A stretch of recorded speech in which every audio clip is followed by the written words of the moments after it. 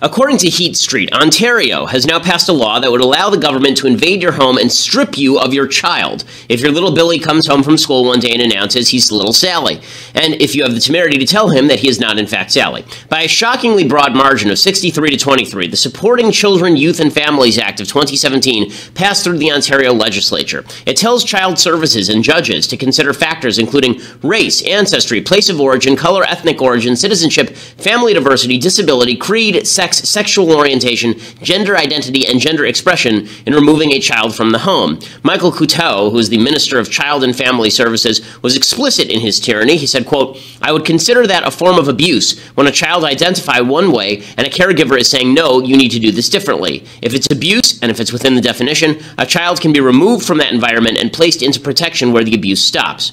If all of this sounds bizarre, that's because it is. It is also fascism. To remove a child from the home because the government disagrees with basic biology is beyond the pale of the reasonable.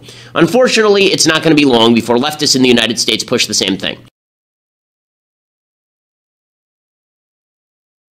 What happens next at this point? I mean, is there any hopes for defeating it or overturning it in another legislative session? What is your plan going forward? Well, to be very clear, this bill was actually going to pass unanimously, but we had thousands upon thousands of parents lobby their members of parliament, and one member of parliament, provincial parliament, actually left his caucus. He was kicked out of the party because he wanted to speak out on issues like this. So it took one member of parliament to leave his party, vote against this, and for others to follow, like a parade almost.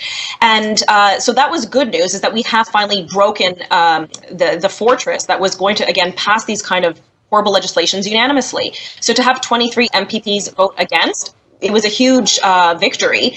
But of course, we have this law. It's terrible. We need to get rid of the existing government. They're awful. And the current premier will stop at nothing to pursue her social agenda. Now, of course, Ontario is Canada's largest province, so I'm sure, what happens in Ontario, other provinces, the country is taking notice. Do you think other provinces might now pass this law, or do you think you might see something similar at the federal level?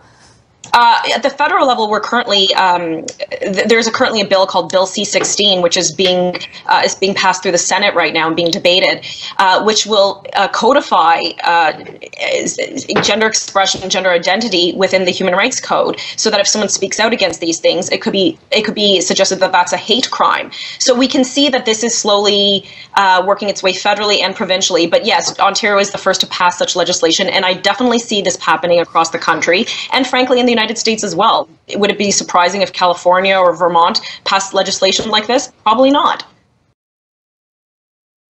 State interference and children's rights will trump parental rights with a new law in Ontario, Canada.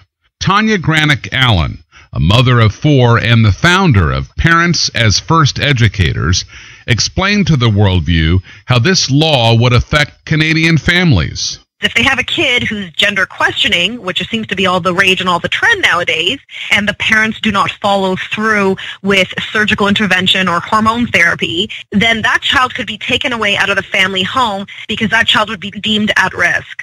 Allen led a 17-city, 4-week tour leading up to the vote on Bill 89, and this is what she found. Parents were shocked and outraged that something like this was even being propositioned, let alone most likely guaranteed to pass, because our provincial premier, Kathleen Wynne, is on a warpath to socially re-engineer the family into something it should not be. Sadly, Bill 89 passed by a vote of 63 to 23 on June 1st, despite the signature of 5,500 Christian parents who objected at stopbill89.ca.